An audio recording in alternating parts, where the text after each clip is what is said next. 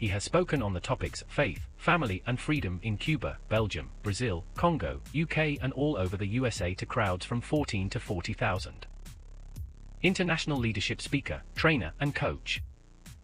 Author of Learn to Raw Leadership, Attitude Hack, Live a More Excellent Life, 5 Battle Strategies of a Victorious Warrior. 2021 President's Lifetime Achievement Award recipient. Founding partner of the John Maxwell team. Toastmaster International Speech Competition semi-finalist. Founder of Tell It Like It Is TV, ThatGuyRocks.com and ThatGuySpeaks.com. Creator of Story Power TV, Transforming Grace TV, and Leading Leaders Podcast. Producer of 4 TV programs and podcasts for Liftable TV and World Trumpet Television as well as multiple social media channels. Please help me welcome J Loren Norris.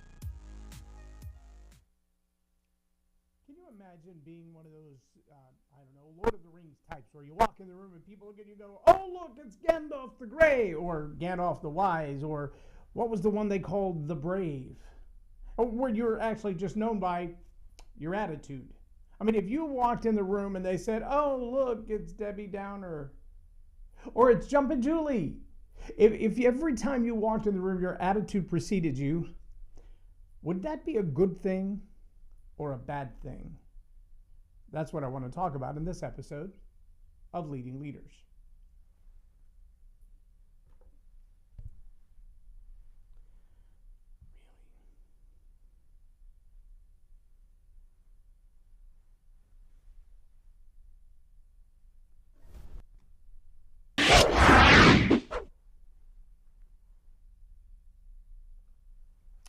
I'm J Loren Norris with Leading Leaders Podcast, and I can tell you there are a lot of people that I've met through the course of my life that when they walk into the room, the energy in the room rises. And I've met a lot of people that when they walk in the room, the energy in the room just kind of sucks out like a balloon gone bad. Might even just flitter around the room like a balloon that's losing all of its air when the energy changes because that person has walked in. You know who I'm talking about. Even it's probably not the same person in your life that it is in mine, or the same persons, or the same groups of people. I love one of the things John points out about walking into a room. John Maxwell says, when I walk into the room, there are moments when it's like, hey, I'm here. And then there are moments when it's like, hey, you're here. And it sounds like the same words, but the attitude is so totally different. Now, maybe you're wondering, what in the world does that have to do, A, with gratitude, and B, with leadership, and C, what I want to show you is right here. The attitude that you possess is in your soul, a combination of 2 things. I say in your soul because the soul of the human, of every leader, is made up of 3 parts: the mind, the will, and the emotions. And an attitude is all of those things brought together. Let me say that again. The soul of a human being is the mind, the will, and the emotions. The attitude is all of those things brought together. According to neuroscientist Dr. Caroline Leaf, an attitude is what you think about how you feel, and how you feel about what you think. Now, whichever one of those comes first. If you have a gut emotional reaction to an event that's a good event, and you think great things about that feeling, then you have a positive attitude, a good thought, and a good feeling. And together, they make a positive energy. And believe it or not, you can actually test these things on an encephalograph. An electroencephalograph can measure the amount of energy being emitted from your personhood. Dr. Bruce Lipton talks about this. So does Dr. Joe Dispenza. But Dr. Bruce Lipton says, understand that the amount of energy. Now, when we talk about energies, your cell phone has this little thing called EMFs. It's the electromagnetic frequency. It's also the energetic power, literal electricity that's floating around in the air. Tesla gathered it with sticks in the ground, was able to light up light bulbs with no quantifiable power source other than the dirt that is the earth. The earth is all full of electricity. That's where lightning comes from and static electricity comes from. And your body creates some. Now, you may not know this, but your Wi-Fi router in your house, 10 to 12 millivolts. Your human body, 58 to 60. It means you're literally putting off energy at a given frequency every minute of every hour of every day. And according to Dr. Caroline Leaf, the amount of energy that your brain emits, just like the cell phone signal from your phone when it's trying to connect to the tower, you know how much power that takes up. Because if you go out to the rural areas where there's not so many cell towers and your phone's constantly trying to connect, your battery dies in minutes. You're like, my battery usually lasts all day. Yeah, but out here you got no Wi-Fi and no signal. And it's using, ready for this, all of its power to stay connected to the information source. Sound familiar? You ever feel you're just absolutely drained of energy? When you're sleeping, your brain, according to Dr. Leaf's studies, puts out enough electricity to light a city. Let that settle in for a minute, because that just seems so bizarre. True, but bizarre. It doesn't add up for us that our physical body generates electricity like a generator, like a battery, like something that would normally be considered a power source. And we're constantly putting this power source out there. Well, if your body is constantly putting a power source out there and there are other people in the room who are receiving that power source, that energy, that frequency emitted from you, what's causing it? Well, the answer is your attitude. Because your attitude is that energetic part of you, the energy in motion of what you think and how you feel. Now, there's that third part of the soul, and that is the will. That's the chooser. You get to choose how you feel about what you just thought. A fleeting thought jumps into your head out of nowhere, and you're thinking, I don't even know why I'm thinking that about that person. I don't care what color of shoes they wear. Why would I be judging their shoes? Brown shoes with a blue suit. How silly. But why do I even care? Hey, here's what's worse, though. If you're not in control of your emotions, noticing the brown shoes with the blue suit might just send your whole day into a tailspin.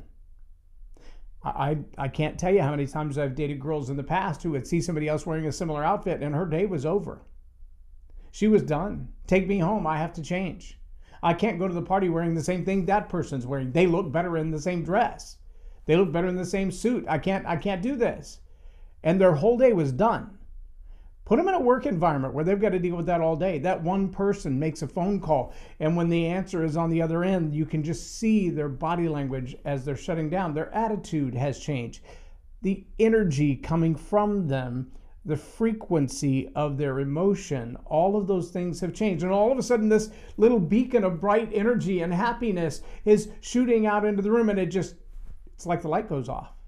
Like somebody took the battery out. The energy is gone. Now, you may not think of yourself as an energy source, but I can tell you that you are. A good energy source, a positive energy source, a powerful energy source, or a negative energy-sucking energy source. You're like the dead battery that when you put it in, the lights don't blink. Or maybe you're like the bad circuit Christmas light, that one little tiny bulb. It's always at the top of the tree on the backside where nobody can get to without taking the tree down. But when it goes out, the whole string goes out. You can be that kind of energy source.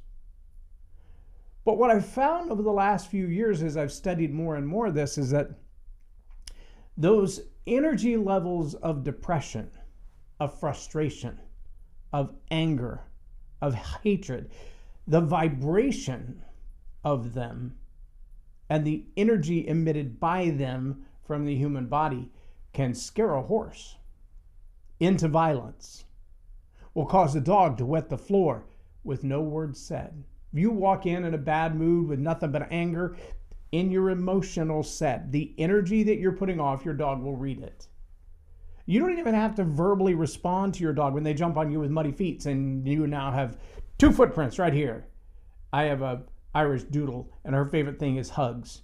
It's her favorite thing in the world. She will come with her tail wagging, and she will stand up on her hind legs 6 or 7 times until you reach down and hug her. That's her thing. But sometimes she will go outside early in the morning. She will play in the dirt, and she will come back in with muddy feet, and she will put 2 little footprints right there. And if I let frustration set in because that was the shirt I really wanted to wear, and now it's going to have to go to the laundry first, I don't even have to say anything. When the energy changes in my body, she will run and get in her box. Or she will run and lay on the bed and tuck her tail. The energy shift is all she needs to know. Things are not good. Things are not right. Now, you know that from your own personal relationships. As a leader, when you walk in the room and you've got 10,000 things going on in your mind, and the people above you have just dumped on you, and when you walk in the room and your team's like, what's wrong? Why do they look like that? And suddenly all the energy has gone out of your team, and you're like, what are you people doing? Get back to work. And they're all looking at you like, is the sky falling? Is the world coming to an end? Are we all losing our jobs? What just happened? What's going on in your world? And you go in your office and close the door, and soon there's knocks at the door. Everybody wants to know what happened. What do you know that we don't know? I got a flat tire on the way to work. Well, your face says the world is coming to an end. Your energy tells us there's something much worse than that. And see, these negative cycles of energy, when they compound, which they do by transferring from one person to the next, to the next, to the next, to the next. I teach an entire course called the Attitude Hack. And in that course, I make what I believe is a profound statement. You know it's true. The only thing in the world more contagious than the common cold is not CV-19. It's not even herpes or AIDS. It's an attitude. Yeah. The only thing more contagious than a common cold is an attitude. You walk in the office with a bad attitude, and suddenly the whole world knows that you have a bad attitude, and everybody around you has it as well. Now, I understand there are circumstances that are going to happen in your life. It's inevitable. You live a human life in a human world with fallen humans, and humans are broken, and humans break people, and hurt people, they hurt people. And so the events of your life are not always within your control. What is within your control is your will, your choice on how you feel about that thing that happens. When the event happens, you can choose to think differently about that event, or you can choose to follow the normal course. And if your normal course is to feel pity, to feel frustration, to feel victimized, to feel angry, to feel like you want revenge, then you can label it any way you want to. Put any kind of pretty little words on it: getting justice, getting my own, getting mines, getting what's deserved, getting what's owed to me, getting even. You can label it any way you want to. But if that bitterness and that anger and that unforgiveness stays in your thought process, your energy level is going to continue to decline. And that is what's going to be contagious to the people you lead. That's what's going to begin to break them. And it will break your team's energy.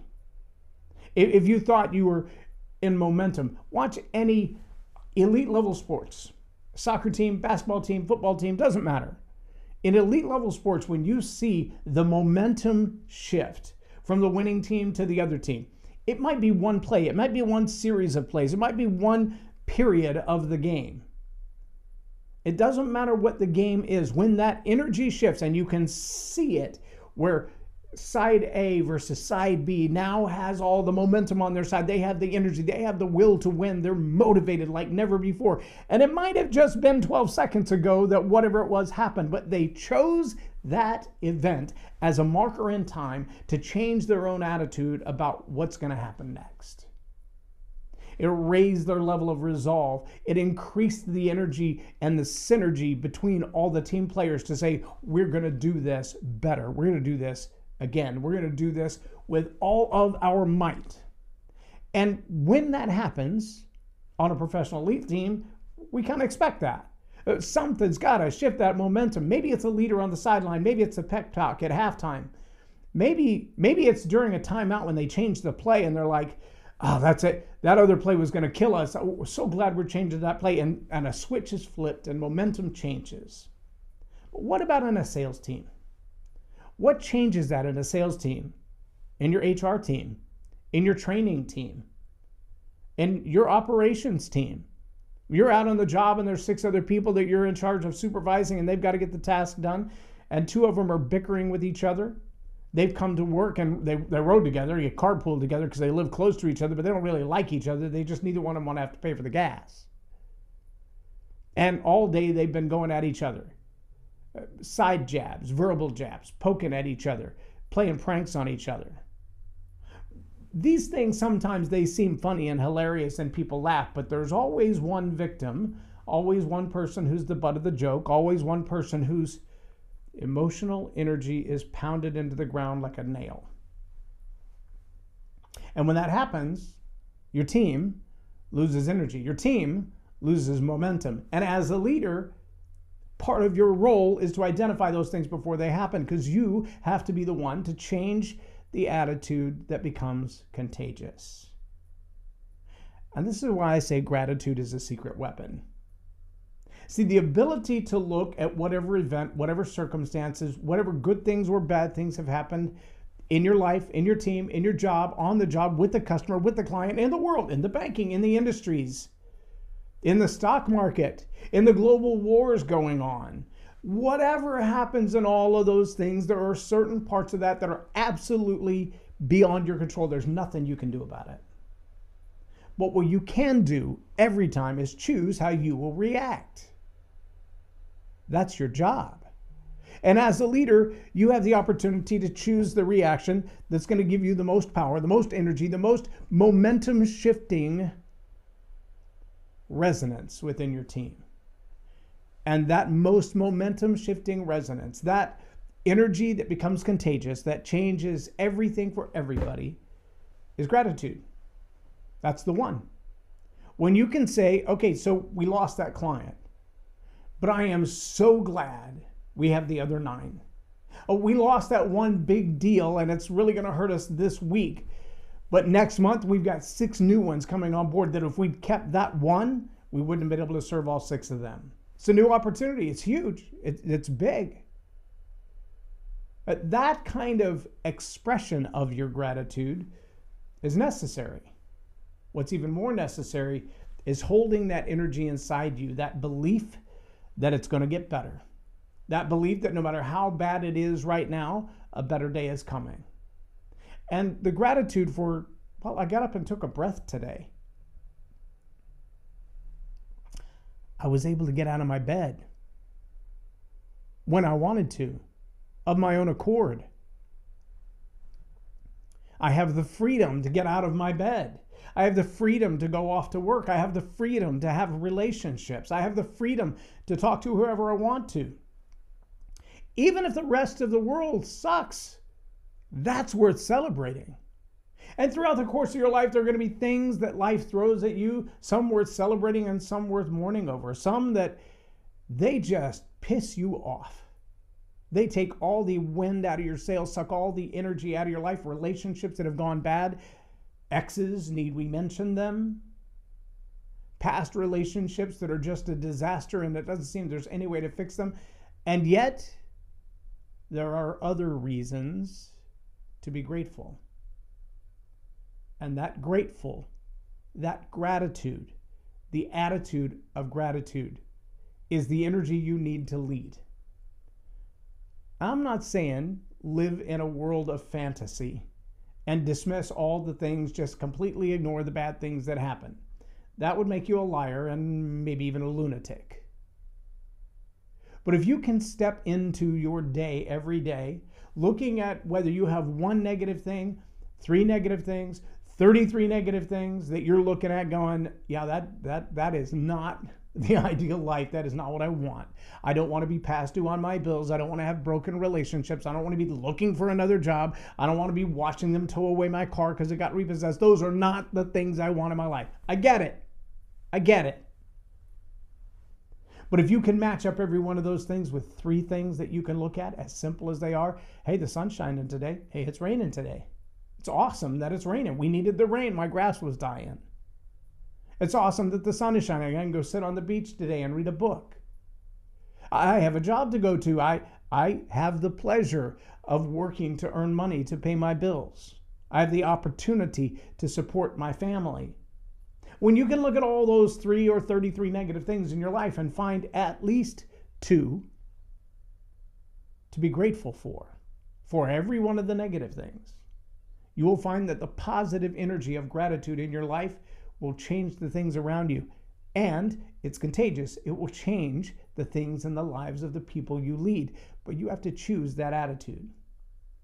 You have to choose the mind, the will, and the emotion, the three parts of the soul, the mind, the will, and the emotion. You have to choose how you're going to feel about that thought that just came in your mind, or what you're going to think about that feeling that seems overwhelming right now. And on both sides, you have a choice. Sometimes the attitude is instigated by someone externally, and it causes you to think something you didn't want to think, and now you're thinking it, and you're thinking, how do I get this thought out of my head? Well, you get to choose how you feel about that thought. Will you let it dominate and own, or will you let it just be a passing, fleeting thought and go, that was a bad idea? And move your mind to other things. When that idea comes to your mind, when that thought comes in your mind, and you can take it captive and beat it up and throw it out, or you can take a hold of it and go, I like that idea. Let's spend some time with it. Now allow your emotions to begin to move with that as well. How good is that idea? How does it make you feel when you think about the implementation and the action and the end result? How awesome is that going to be? Again, every time you can outweigh the negatives in your life with the positives in your life, you have a reason for gratitude. And when you have gratitude, genuine gratitude in you, it is a contagious attitude. It has its own frequency. It has its own energy. It has its own electrical pulse, its own magnetism. You ever heard of an electromagnet? Did you know you are one? You are one. You are an electromagnet. If you didn't know that, do some more research. Dr. Lipton is a great teacher on that concept. But you are an electromagnet. You ever turn an electromagnet on? Maybe you did it in high school in science. You turned on the power and all of a sudden it would pick up all these things around it. And then you turn off the power and it would drop all those things around it. Some call that the law of attraction. It's just the electromagnetism of your own personality. You ever met somebody with a magnetic personality? They walk in the room and everybody wants to hang out with them. They're not the best looking. They're not the richest. They're not the funniest. They're maybe not even the smoothest talker. But they seem to draw people. It's electromagnetism. Scientifically, emotionally, relationally, spiritually. It's electromagnetism. Gratitude has its own frequency, its own energy. And if you, as a leader, possess gratitude, you have the power to change things like you would not believe. And you have a secret weapon against those who would be haters on all the social media. When you meet them face to face, you can gratitude them right into submission. Try it. It's awesome. I'm J Loren Norris with Leading Leaders Podcast for Tell It Like It Is TV. Have a blessed day.